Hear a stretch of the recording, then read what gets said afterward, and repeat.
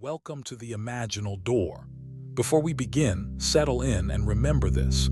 Imagination is not idle daydreaming. It is the workshop where your life is quietly made. Let's step inside. The self you are meant to be is not coming. It is waiting for your consent. That one sentence can disturb the whole old life. Because most people think becoming is a journey of improvement. They think the future self is built by effort, proof, discipline, applause, qualification, and enough visible evidence to finally say, "Now I am allowed to be that." But Neville's teaching cuts underneath that. You do not become by collecting permission from the outer world. You become by accepting, in consciousness, the state that was already possible for you. The deeper principle is this: consciousness does not ask the world who you are. Consciousness tells the world who you are. The state you occupy inwardly becomes the pattern through which life meets you. Neville did not teach that imagination is a pleasant escape from reality. He taught that imagination is the creative reality, and the outer facts are its delayed expression. So the first act of becoming is not hustle. It is consent. You stop standing outside the door of your own fulfilled identity, asking whether you have earned entrance. You enter. The reason this feels hard is that the old self has trained you to wait for a ceremony, a text, a promotion, an apology, a number in the account, a body of evidence, a person finally seeing you correctly. Then you think you will become calm, chosen, capable, loved, guided, necessary. But that is backwards. Most manifestation advice tells you to wait until you feel confident. Neville would say confidence is often the fragrance of the state already assumed. Mara learned this in a very ordinary place. Her small kitchen in Bristol at 6:40 on a wet Tuesday morning. She had wanted to become a writer for 9 years, but she kept calling herself someone trying to write. She had notebooks, half-finished essays, and a private shame that her life had become a waiting room. One night she stopped imagining book deals, praise, and strangers admiring her work. She chose a simpler scene. She imagined making tea at that same kitchen counter while her brother called from the doorway and said, "You sound like yourself again." Not famous, not validated, just returned. Here is what no one tells you about the wish that will not come. Often you are not refusing the desire. You are refusing the identity that desire demands. So enter the imaginal act like this. Tonight, when the room is quiet and your body begins to loosen into that borderland before sleep, do not build a grand scene. Build a small scene of acceptance. See through your own eyes. Let it be no more than 5 seconds. Someone close to you notices the new naturalness in you. Or you hear your own voice answering a simple question from the fulfilled state. Or you feel your hand resting on a desk, a door, a cup, a steering wheel, and there is no argument inside you. The feeling is not excitement. Excitement still has distance in it. The feeling is consent. You are not saying, "I hope this happens." You are saying without strain, "This is who I am now." Repeat the scene gently, not as a ritual to force life, but as an acceptance of the state. If your mind asks how, when, or through whom, let those questions pass like weather. The old self asks for logistics because it wants to remain employed. Ask yourself plainly, where are you still waiting for life to approve a self you could accept tonight? Mara did that scene for several nights. The visible world did not erupt. There was no thunder, but something in her stopped introducing herself to herself as unfinished. She wrote in the morning without bargaining with her mood. She declined a conversation that always reduced her. She carried a steadier center. The outer details came in their own order, but the real movement began before anything could be measured. That is the first discipline of becoming the person you are meant to be. You do not chase the role. You grant inward consent to the self who already lives from it. Consent is the gate. And once you enter, The next question is whether you will keep wearing the old identity out of habit. You are not fixing the old self, you are undressing it. That sounds severe, but it is merciful. Neville often returned to the biblical language of putting off the old man and putting on the new. He was not speaking about moral performance.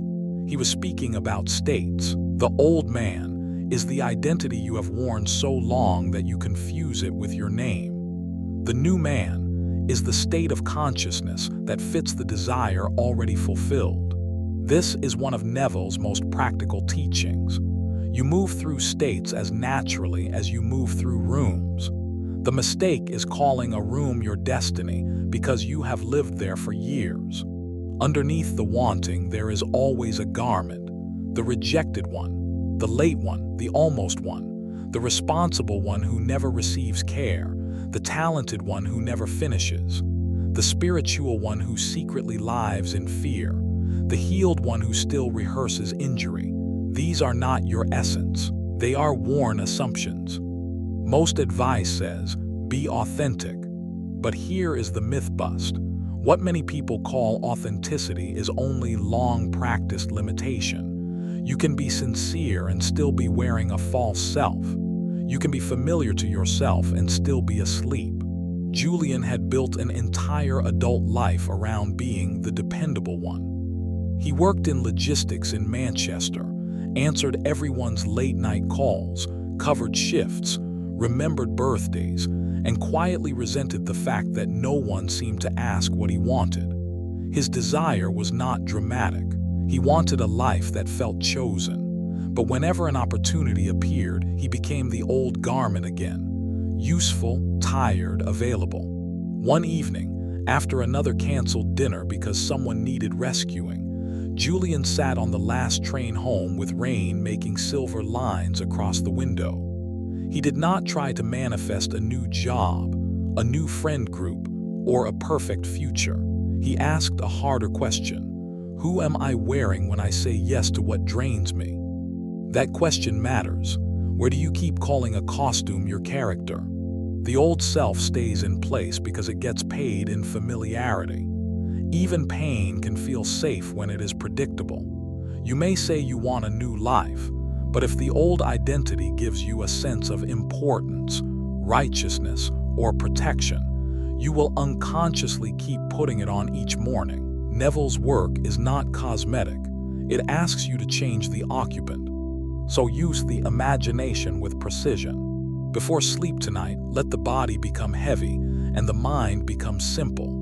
In that drowsy threshold, picture yourself standing in a quiet room near an open wardrobe. Do not make it spooky or dramatic. See one garment hanging there that represents the old role. Maybe it is a gray coat labeled with no words, but you know what it means. The fixer, the overlooked one, the one who has to prove. In imagination, remove it from your shoulders. Feel the relief of not arguing with it. Then put on something simple that belongs to the new state.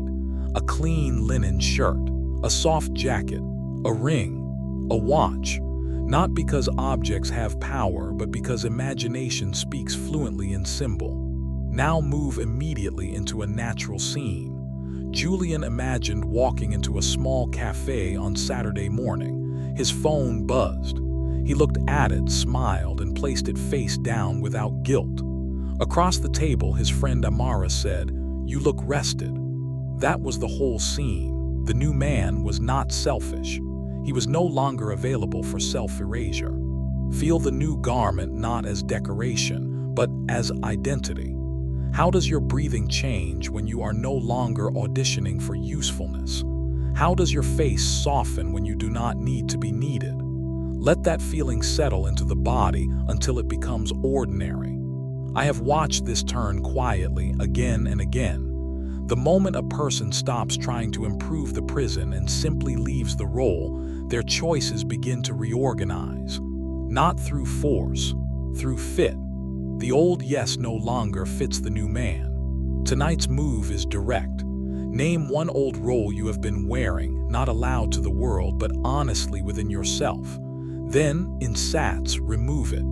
Put on the state that belongs to the person you are meant to be. Afterward, do not analyze. Sleep as the one who has changed garments. You are not the costume, you are the wearer. But a new garment must have a new daily rhythm, or the old life will invite you back. The fulfilled self does not only have a dream, it has a Tuesday. That is where many people lose the law.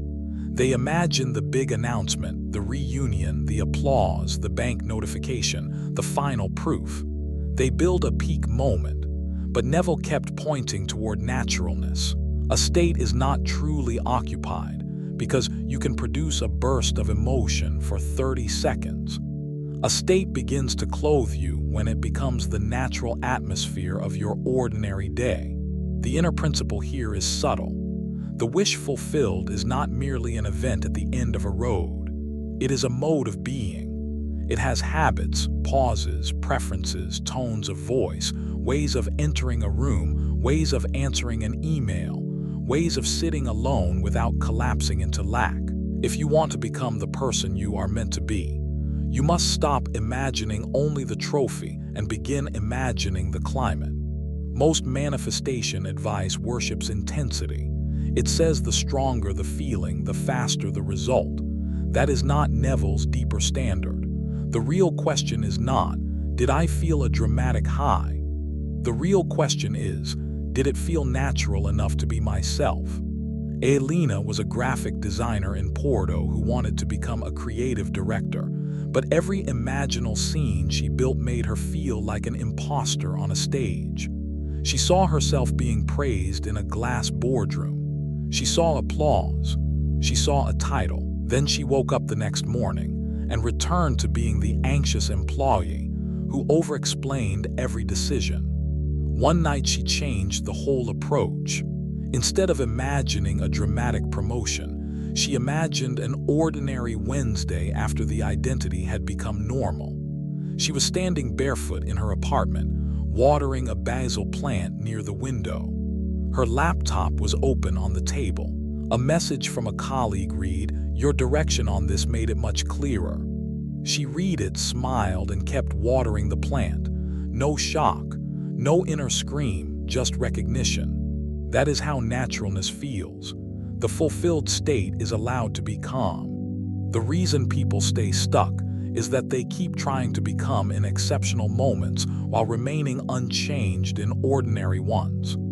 They meditate on the end at night, then spend the day speaking, choosing, and reacting from the old center. They imagine being respected, then apologize for their existence in every conversation. They imagine being chosen, then check their phone like a defendant waiting for a verdict. They imagine freedom, then narrate themselves as trapped before breakfast. Ask yourself, what would be ordinary for the version of you who no longer doubts their place? That question is not decorative. It is diagnostic. It reveals whether your desire is still a spectacle or has become a state. So tonight, do this in the drowsy state. Do not begin with the biggest scene. Build a normal day from the inside. Pick one small hour after the change is already accepted. Maybe you are making coffee. Maybe you are walking to the train. Maybe you are closing your laptop at 5:30 without dread. Maybe you are choosing clothes without trying to hide. Let the scene be first person, short and sensory. One hand on a mug, one morning sound, one ordinary line from another person. Then add the most important ingredient. Your reaction is minimal because the new identity is normal now. Elena repeated the basil plant scene for several nights. She did not use it to force a title. She used it to become someone who gave direction without apology. The next week, her behavior shifted in small ways. She spoke slower in a meeting. She did not dilute her recommendation with 5 escape clauses. She stopped performing uncertainty to make others comfortable. That is the bridge most people ignore. Naturalness changes conduct before circumstances announce themselves. Here is my aside, and it may save you months of strain. If your imaginal act makes you feel like a visitor in your own fulfilled life, simplify it. You are not trying to impress the subconscious. You are letting consciousness wear a day that fits. Before you sleep tonight, choose one ordinary moment from the life of the person you are becoming. Make it so simple that the old mind cannot turn it into theater. Repeat it until the body says, "Of course." Then sleep. The fulfilled self is not proven by drama. It is revealed by naturalness. And naturalness deepens when you stop forcing the exact route and let wonder open the field. You cannot strain your way into a state that is made of relief. This is why Neville's teaching on wonder is so often misunderstood. People hear, "Isn't it wonderful?"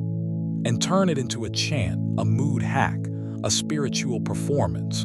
But the true power is not in the phrase as a formula. It is in the movement of consciousness away from anxious management and into fulfilled astonishment. Wonder is not ignorance. Wonder is surrender to the completed fact without needing to know the corridor by which it came. The inner principle is that consciousness creates by assumption, not by muscular effort. When you assume the wish fulfilled, you do not need to micromanage every condition, every person, every timing, every sequence. You enter the state that implies completion. Wonder is useful because it carries the feeling of a fulfilled life that exceeded the old mind's calculations. The stuck place is obvious once you see it. You say you believe, but inwardly you are still the project manager of the impossible. You are trying to become the person you are meant to be while clutching a clipboard of conditions. This person must call. That door must open. This amount must arrive. That conversation must happen. This old obstacle must disappear first. But a state is larger than a route. Most advice says clarity means knowing exactly what has to happen. Neville's deeper work suggests the opposite. Sometimes your insistence on the exact route is not clarity. It is fear wearing a neat suit. Thomas had been trying to reinvent his life after leaving a long corporate role in Chicago. He wanted to teach, write, and build a quieter life, but every imaginal scene became tense. He imagined one specific publisher, one specific audience, one specific chain of events. When nothing matched the script, he felt betrayed. Then one evening, while browsing a second-hand bookstore near Logan Square, he noticed an old brass bell above the door. It rang softly when people entered. That sound became his imaginal doorway. In the drowsy state before sleep, Thomas stopped imagining the entire path. He imagined standing in a warm room after a small talk he had given. The brass bell rang as someone opened the door. A woman in a green coat touched his arm and said, "I'm so glad I found this." He felt the quiet shock of being useful in a life he had not forced into place. Then he whispered inwardly, "Isn't it wonderful?" Not as a spell, as recognition. That is the distinction. Ask yourself, are you assuming the fulfilled state, or are you trying to dictate the only acceptable way life may obey you? The technique is simple, but it requires restraint.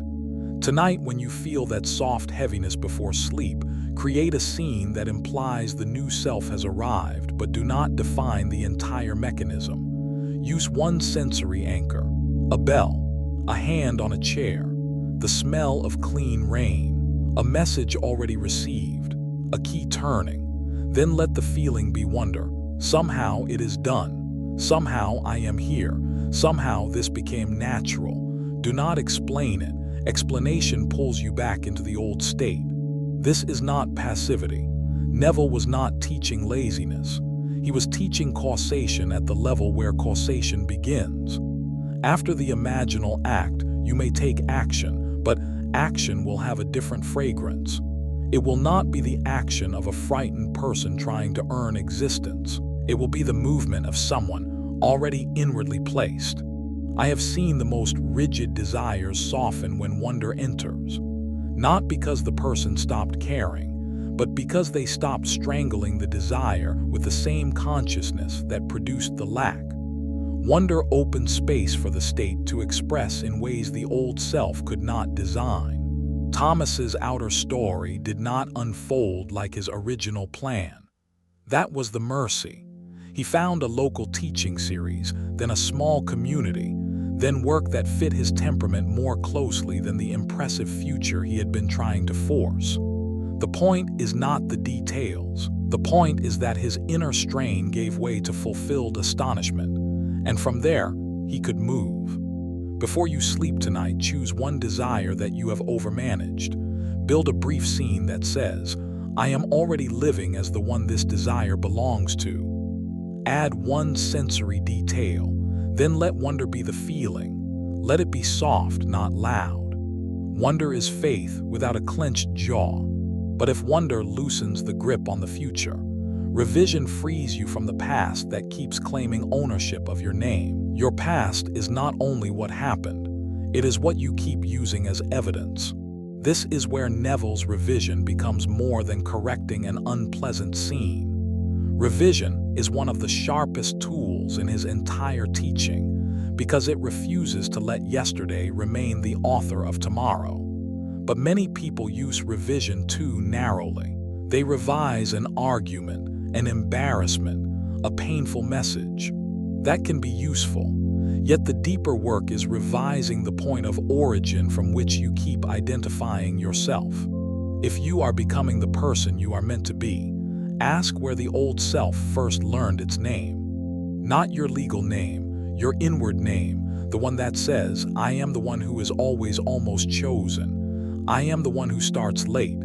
I am the one who disappoints people. I am the one who cannot be fully seen."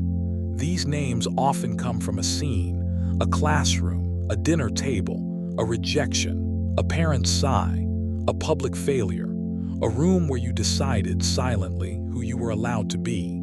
Neville's principle is that imagination is not bound to the past as a fixed psychological prison. Consciousness can revisit and reclothe memory, not to deny history, but to remove its creative authority. You are not pretending nothing happened. You are refusing to keep reproducing the state that formed around it. The old assumption stays alive because you keep bringing the past into court as a witness. You say, "Look what happened before. That proves who I am." Then you wonder why the same state keeps finding new costumes. Most people think healing means understanding the wound perfectly. Here is the counterintuitive turn. Sometimes understanding becomes another way of worshiping the wound. Ruth carried one scene for 22 years. She was 13, standing at a school assembly in Leeds, reading a poem aloud. Her voice cracked. A few students laughed.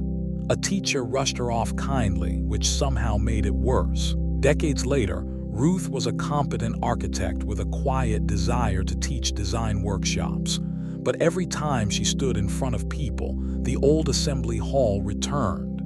She did not fear speaking. She feared being that girl again. One night she used revision not to erase the scene, but to change the identity born from it. In the drowsy state, she returned to the assembly hall. She felt the wooden floor under her shoes and the paper in her hand. But this time, when her voice trembled, she paused, breathed, and continued. The room became still. The teacher at the side smiled with respect, not rescue. When Ruth finished, a girl in the second row whispered, "That was brave." Ruth felt not applause but steadiness. She revised the birth of the ashamed self. Ask yourself, what old scene do you still treat as the place where your future was decided? Tonight, choose one origin memory. Not the most traumatic one if it overwhelms you. Choose a scene that still names you.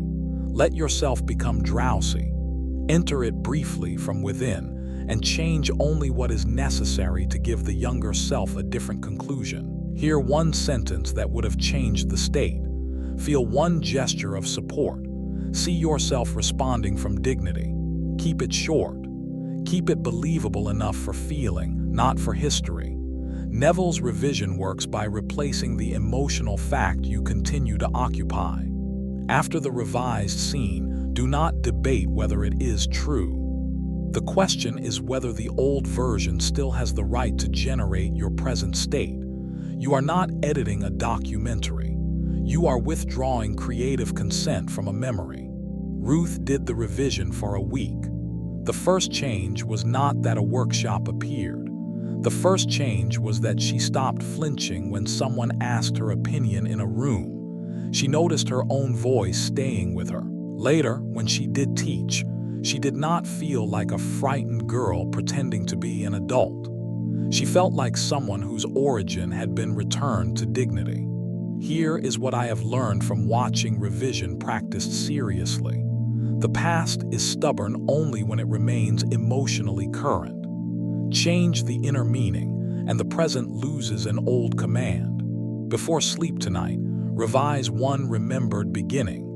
Give your past self the experience that would have made becoming feel natural. Then sleep as the one whose origin supports them. A revised beginning becomes a different future. And once the past stops naming you, your inner speech must stop rebuilding the same old house. The voice you live with inwardly is the address life keeps finding. Neville gave enormous weight to inner talking, not because words are magic decorations, but because inner speech reveals the state you occupy. The conversations you conduct in silence, the arguments you win in your head, the apologies you imagine demanding, the explanations you keep drafting, the self-descriptions you mutter while brushing your teeth. These are not private accidents. They are the furniture of your consciousness. The principle is that inner speech is imaginal action. You may sit still outwardly while inwardly rehearsing rejection, humiliation, lack, delay, and defeat. Then you call the outer world unfair for delivering the atmosphere you practiced. The person you are meant to be cannot live in a house built from the old monologue. The trap is that most people try to change their inner speech by policing words. They catch a negative sentence and replace it with a prettier sentence, while the underlying state remains untouched. That is why affirmations often feel hollow. Here is the myth bust. A sentence does not transform you because it is positive. It transforms you when it is spoken from the state that knows. Samuel worked as a nurse coordinator in Toronto. He was competent, careful, and quietly exhausted by the voice in his head. All day it said, "Don't mess this up. They probably think you are difficult. You should have done more. You are falling behind." His outer life was full, but his inner house had no chair where he could rest.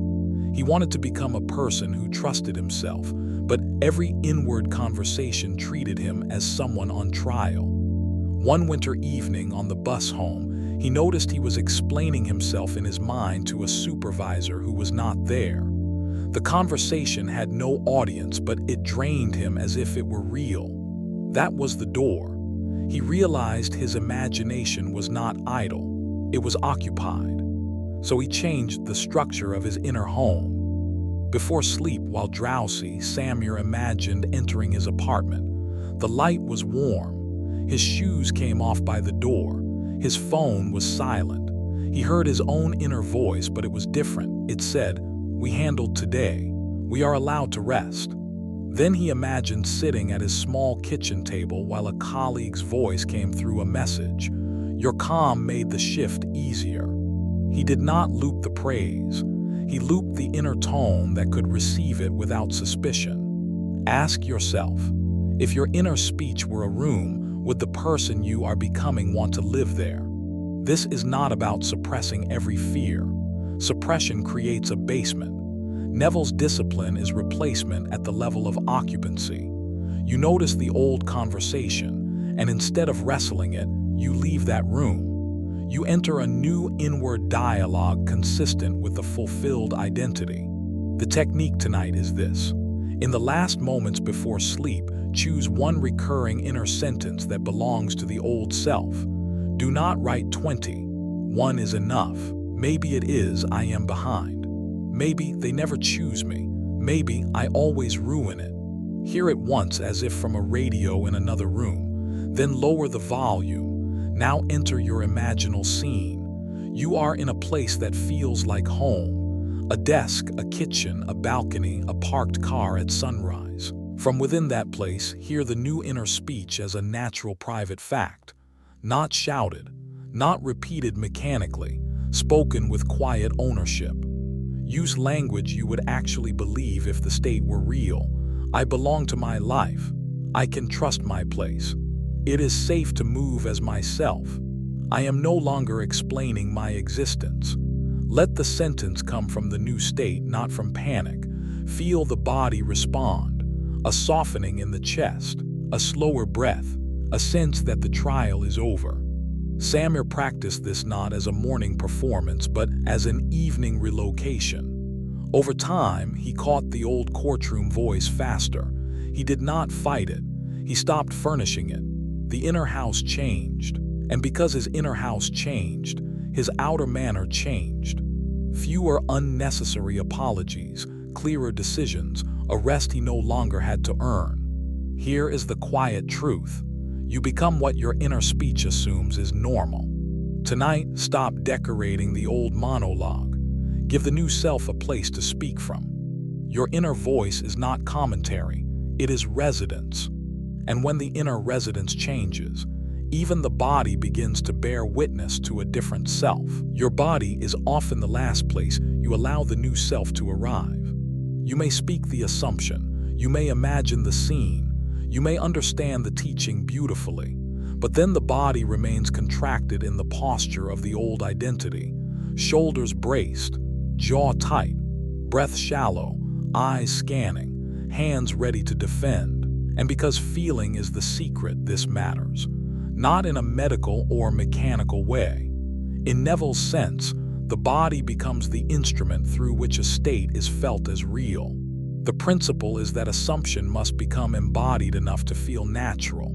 Neville did not teach cold mental visualization. He taught feeling. Feeling is not merely emotion. It is the felt reality of being the one who has what you inwardly accept.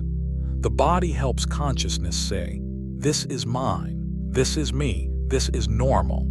The stuck pattern is subtle. Many people try to become inwardly while keeping the nervous stance of their former state. They imagine being respected while shrinking. They imagine being loved while gripping for loss.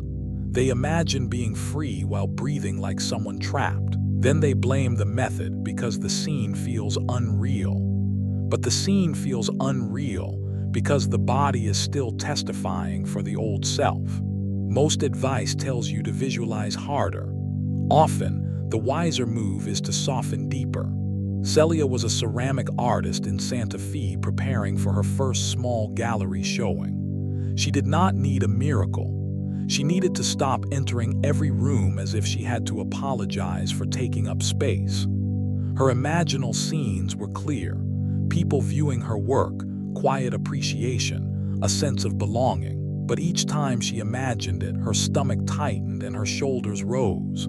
The old state said, "Hide before they judge you."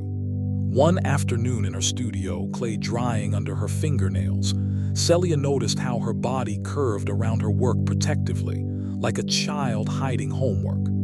That night, she changed the imaginal act. She did not begin with people praising her. She began with standing alone in the gallery before anyone arrived. The room smelled faintly of fresh paint and wood polish. Morning light touched the white walls. She placed one hand gently on her own lower ribs and let herself breathe as if the space welcomed her. Then she saw a woman in a blue scarf stop before one of her bowls and whisper, "There's such peace in this." Celia's body did not leap, it settled.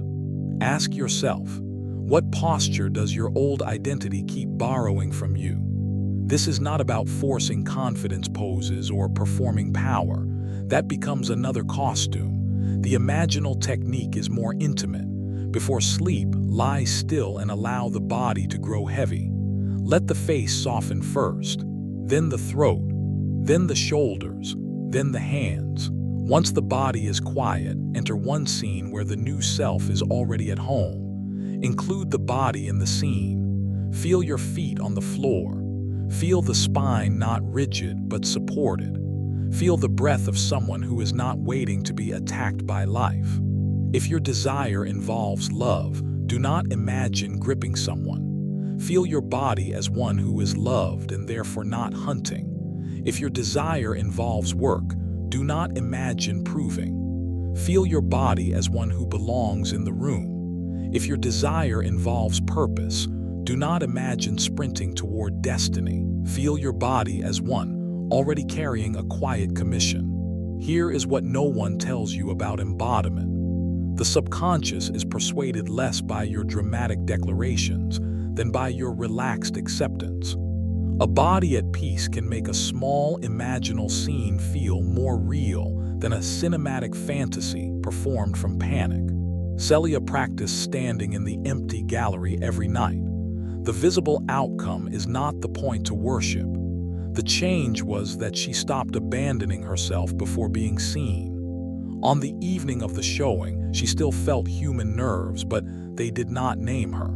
She could stand beside her work without shrinking it. Tonight's move is specific. Choose one fulfilled identity and ask, how would my body rest if this were already true? Then, in drowsiness, let the body answer before the mind explains. Build your scene from that answer. Repeat until the feeling of bodily agreement becomes simple. The body does not create the state, but it can consent to it. And once you can feel the new self in the body, the interval before outer change stops feeling like punishment. The space between assumption and evidence is not emptiness, it is formation. This lesson is where many sincere students of Neville lose their nerve. They assume the wish fulfilled, feel something real, sleep with the scene alive, and then morning comes with the same room, the same inbox, the same silence, the same facts. The old self rises and says, "Nothing happened." But that sentence is a confession. It reveals that you still believe reality begins only when the senses report it. Neville taught that assumptions harden into fact. Harden. That word implies a process of condensation. The imaginal act is causative, but the outer world often appears as a sequence, a bridge, a rearrangement, a set of natural incidents that the old mind could not predict. Becoming the person you are meant to be requires reverence for the unseen interval. The principle is that consciousness plants the state, and the world conforms according to a wisdom larger than the anxious intellect. You are not required to see the machinery. You are required to remain identified with the state that has been accepted. The stuckness comes from treating the interval as a trial. You imagine at night and cross-examine reality by noon. You look for signs, measure behavior, refresh messages, search faces for confirmation, and call that awareness. It is not awareness, it is surveillance. Most manifestation advice tells you to watch for signs. That can become a trap. Watching for signs often means you have returned to the state of not having. Nor faced this with a desire that felt tender.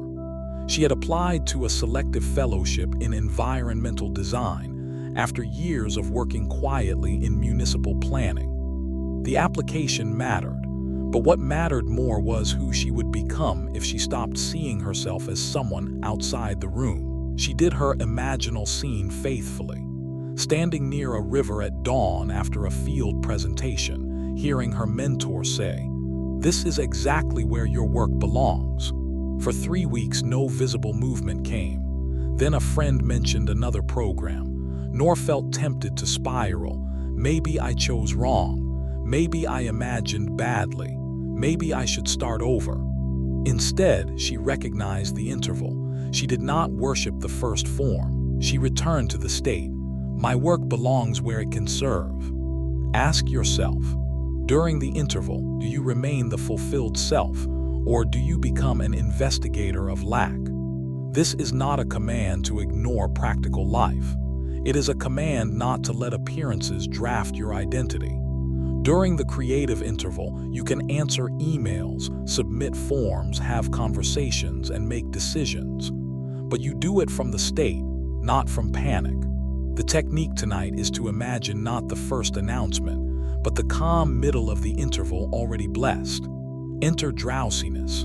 Picture yourself walking through an ordinary day while the desire is invisible but inwardly settled. You are at a crosswalk, or folding laundry, or standing by a window while rain taps softly. Someone asks, "Are you worried?" You smile slightly and answer, "No, I know where I stand." Feel the dignity of not needing the outer world to constantly reassure you. This is a fresh angle on faith. Faith is not frantic repetition until something appears. Faith is identity maintained when nothing is performing for you. Nor practice the crosswalk scene. She would feel her bag against her shoulder, see the pedestrian light change, hear traffic, and feel the quiet sentence in her body. My work belongs. Not I hope they pick me. Not I need this exact door. The state became larger than one institution. In the following weeks, her path unfolded through a different connection than the one she expected. The lesson was not that every form obeys the first demand. The lesson was that the assumed identity found expression without nor crawling back into exclusion. Here is the editorial truth I would underline. The interval reveals whether you married the state or only dated the technique. Before sleep tonight, choose one desire that seems delayed. Build a scene in which you are peacefully inside the interval without losing identity. Let someone ask about your calm. Let your answer be simple. Then sleep without demanding a sign by breakfast. The interval is not proof of absence. It is the unseen learning to wear form. And when you honor that interval, your outer actions stop being attempts to rescue the desire. Action taken to become is different from action taken because you already are. This distinction changes everything. Neville was never teaching a life of frozen passivity. He was teaching the proper order of causation. The imaginal state comes first. Then action, if action is needed, rises as expression. The old self acts to force an identity into existence. The new self acts because the identity is already inwardly accepted. The principle is that consciousness is primary and behavior follows state. You do not ignore action. You purify the state from which action comes. Two people can send the same email, make the same call, attend the same meeting, or walk into the same room. Yet one is begging life to make them real, and the other is simply moving as the person they have assumed themselves to be. The stuck pattern is over-effort disguised as responsibility. You say, "I'm just doing my part," but the energy underneath says, "If I stop pushing, nothing can happen." That assumption becomes the state. Then even wise action becomes contaminated by fear. Most productivity advice says the right plan creates the right self. Neville reverses that. The right self gives birth to the right movement. Ben was a freelance editor in Melbourne who wanted to work on more thoughtful, long-form projects. He had skill, but his actions carried desperation. He sent long messages explaining his value. He refreshed replies. He accepted work that confirmed the old assumption that he was replaceable. At night, he imagined being respected. By day, he negotiated like someone expecting dismissal. One morning, after deleting and rewriting the same proposal 6 times, Ben stopped. He saw the contradiction. His desired self was clear, concise, trusted. His current action was anxious, overfull, pleading. So he did not send the proposal yet. That night, he entered the drowsy state and imagined a different kind of action. He saw himself sitting at a clean desk at dawn, a glass of water, a quiet inbox. He opened a document titled Project Direction, read 3 calm paragraphs and felt, this is enough. Then he heard a client's voice on a call say, your clarity is exactly why we wanted you involved. The key was not the client. The key was his own inner stance, clear, sufficient, unbegging. Ask yourself, what action are you taking from panic that the fulfilled self would take from peace, or not take at all? The technique is to rehearse the state behind the action before the action itself. Tonight, choose one real action you are tempted to take from anxiety. A message, a decision, a conversation, a boundary, a submission. In SATs, do not imagine the perfect response first. Imagine yourself as the one who acts from settled identity.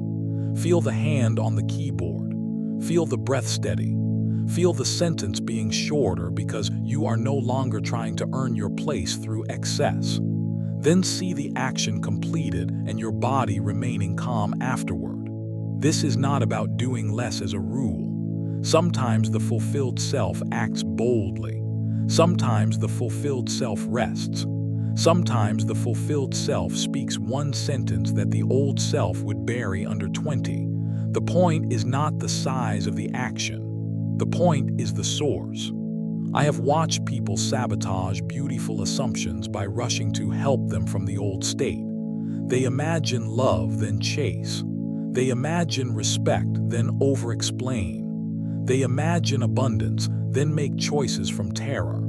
They imagine purpose, then force a path that feels like punishment. The law is not fooled by the outer costume of productivity. It answers the state. Ben sent a shorter proposal the next day, not because shorter is magical, because for him, clarity was the expression of the new state. The result is less important than the turn. He stopped using action as a courtroom defense. He began using action as the natural gesture of identity. Before sleep tonight, rehearse one action from the fulfilled self. Make the scene small and exact. See yourself pressing send, walking in, saying no, saying yes, closing the laptop, making the call. Feel the steadiness after the act. Then tomorrow, let action come from that inner fact, not from the need to prove it. Right action is assumption in motion. And when action becomes expression, you begin to sense the deeper Neville teaching. You are not merely using imagination. Imagination is what you are. The final becoming is not getting the desire. It is discovering who desired. This is where Neville becomes more than a method. Many people arrive at his work because they want a person, a sum, a door, a second chance, a visible change. There is no shame in that. Desire is often the knock that wakes you. But if you follow the teaching deeply enough, the question changes. You stop asking only, how do I get this? And begin asking, who am I that imagination within me can create? Neville called imagination the true creative power. He did not place the power outside you in luck, stars, statistics, family history, other people's moods, or the approval of the world. The operant power is not a technique floating in space. The operant power is consciousness, using imagination knowingly. The principle is that you are not a victim trying to persuade reality. You are the awareness that selects, assumes, feels, and expresses states. The person you are meant to be is not merely a more successful personality. It is the awakened one behind the personality. The one who no longer bows to every passing circumstance as God. The stuckness here is spiritual outsourcing. You may stop chasing people and still chase signs. You may stop begging circumstances and still beg the method. You may turn Neville into another authority outside yourself, asking, did I do it right? Did I feel enough? Did I impress the subconscious correctly? But the teaching keeps returning you to the same throne. No one to change but self, no cause outside consciousness, no power to worship as separate from the I am within. Most manifestation culture wants techniques that preserve the frightened self while delivering better outcomes. Neville's deeper message is more radical. The frightened self is not meant to be preserved. It is meant to wake up. Elena understood this slowly. She lived in a small apartment in Valencia, overlooking a narrow street where laundry moved like flags between balconies. She had come to the law because of loneliness. She wanted love, and she had done scenes of being held, chosen, remembered. Some of them helped, but underneath, She still felt like someone asking life to prove she existed. One dawn, unable to sleep, Elena stood by the balcony with a blanket around her shoulders. The street was empty. The sky was turning rose. She felt, not dramatically, that the presence looking out through her eyes was not lonely.